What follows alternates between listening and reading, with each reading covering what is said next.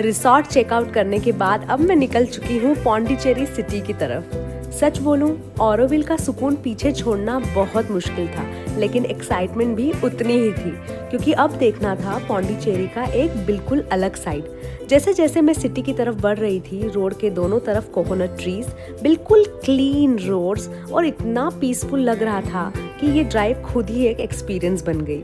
और फिर welcome to the French Quarter. ये जगह देखते ही ऐसा लगता है जैसे इंडिया से सीधा यूरोप की किसी स्ट्रीट पर आ गए हों। ऑनेस्टली, फ्रेंच कॉलोनी का ये एरिया पौंडीचेरी का सबसे फोटोजेनिक हिस्सा है। हर दूसरे कॉर्नर पर एक नई वॉल मिल जाती है, कहीं ब्राइट येलो, कहीं प्योर वाइट, तो कहीं पूरी वॉल पेंटिंग से भरी हुई है। इसीलिए यहाँ इतनी रील्स और फोटोशूट्स होते हैं। और अगर शॉपिंग करनी है ना, तो थोड़ा एक्स्ट्रा टाइम लेकर आना। यहाँ local jewellery, cute souvenirs, home decor और बहुत सारी यूनिक चीज़ें मिल जाती हैं। विंडो शॉपिंग करते करते ही पता नहीं चलता कि कब 2-3 घंटे निकल गए। और कैफ़ेज़, मतलब लिटरली हर थोड़ी दूर पर एक कैफ़े है। एक पसंद नहीं आया तो अगला देख लो, और वो नहीं आया तो उसके बाद वाला देख लो। ऑप्शंस इतने हैं कि कंफ्यूज हो जाओगे। हर कैफ़े में फ्रेंच टच तो मिलेगा ही, लेकिन हर एक की अपनी अलग पर्सनालिटी है। मैं भी ऐसे ही आराम से पूरा एक्सप्लोर करती गई और उसके बाद निकल गई अपनी नेक्स्ट एक्टिविटी के लिए, जब अपनी ज़िंदगी में मैं कुछ पहली बार ऐसा ट्राई करने वाली थी जिसके लिए मैं एक्साइटेड भी थी और नर्वस भी बहुत थी। लेकिन उसके बारे में थोड़ी देर में बात करेंगे। पहले चलते हैं कोरोमंडल कैफ़े। अगर आप पौंडीचेरी आ रहे हैं और यहाँ नहीं आए तो फिर क्या ही आए।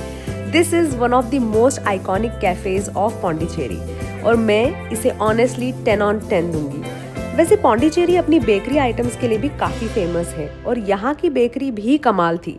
कॉकटेल्स, मॉकटेल्स, कॉफ़ी, शेक्स, जो मन करे वो सब कुछ मिल जाता है यहाँ। मैंने अपने लिए कैशू रैवियोली पास्ता ऑर्डर किया था और I must say it was absolutely worth it. Cafe का एक अलग ही एम्बियंस था, आउटस्टैंडिंग। किसी भी कॉर्नर में बैठ जाओ, वाइब अपने आप ही सेट हो जाती है। लंच के बाद अब टाइम था पौंडीचेरी के एक और फेमस स्पॉट को देखने का। एक तरफ समुद्र और दूसरी तरफ एक लंबा वॉकिंग स्ट्रेच जहां लोग आराम से वॉक करते रहते हैं। सामने लाइन से कैफेज भी हैं, ठंडी हवा और एक अलग ही वाइब थी। मैं भी बस चलते चलते सब कुछ एक्सप्लोर कर ही रही थी और ये था रॉक बीच। समुद्र को कितनी भी बार देख लो ना, हर बार 2 मिनट के लिए इंसान बस वहीं रुक जाता है। मेरे साथ भी बिल्कुल ऐसा ही हुआ। जहाँ देखो बस सी ही सी, बड़ी बड़ी वेव्स, साफ पानी और सामने इतना खुला नज़ारा कि बस देखते ही रह जाओ।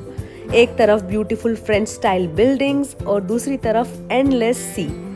कभी कभी ऐसा लगता है जैसे मुंबई को किसी ऑल्टरनेट वर्जन में बना दिया गया हो, जहाँ केओस नहीं है, ट्रैफिक नहीं है, सिर्फ और सिर्फ क्लीनलीनेस और वाइड रोड्स। कितना खूबसूरत फ्रेंच आर्किटेक्चर है ना। मैंने यहाँ काफ़ी टाइम स्पेंड किया, पानी में भी गई, वेव्स के साथ भी खेली, बिल्कुल एक छोटे बच्चे की तरह। कभी कभी ट्रैवल का सबसे अच्छा हिस्सा यही होता है कि कुछ देर के लिए हम अपनी एज भी भूल जाते हैं। उसके बाद मैं वापस बीच फ्रंट पर आई और उस वॉकिंग स्ट्रेच पर बस चलते चलते पूरा सनसेट वाला माहौल एंजॉय करती रही।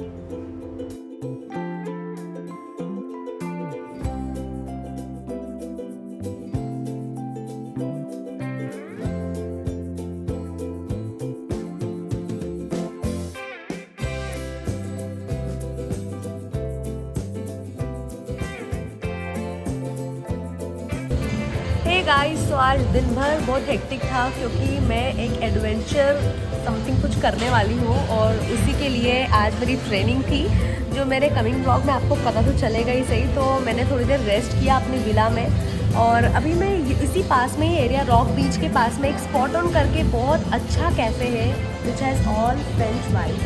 तो मैं यहाँ पर बैठी हुई हूँ and just wanted to treat my self. So having a super delicious mocktail which is a coffee base. So I'm just having some good time and we'll be going to the villa again क्योंकि change करके फिर मैं dinner करने के लिए आऊँगी. So come, I'll show you around the cafe. ये cafe rock बीच के बिल्कुल सामने है और इसकी वाइब भी फ्रेंच कॉलोनियल स्टाइल वाली है. पूरा वाइट थीम, बड़े बड़े पिलर्स और वो पुराने ब्रिटिश एरा वाला विंटेज फर्नीचर. ऐसा लगता है जैसे किसी हेरिटेज बंगलो को कैफ़े में बदल दिया हो.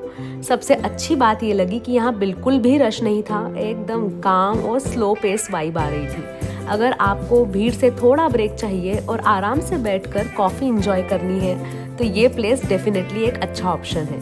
थोड़ी देर यहाँ रिलैक्स करने के बाद में अब टाइम हो गया था वापस विला जाने का क्योंकि डिनर के लिए भी तो रेडी होके आना था.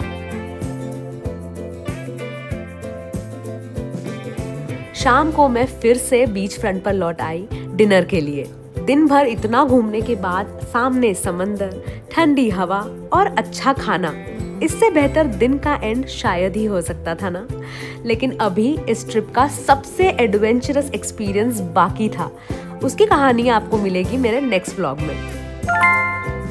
And if you have enjoyed my vlog so far, don't forget to hit the like button, subscribe to my channel and join me for more travel stories.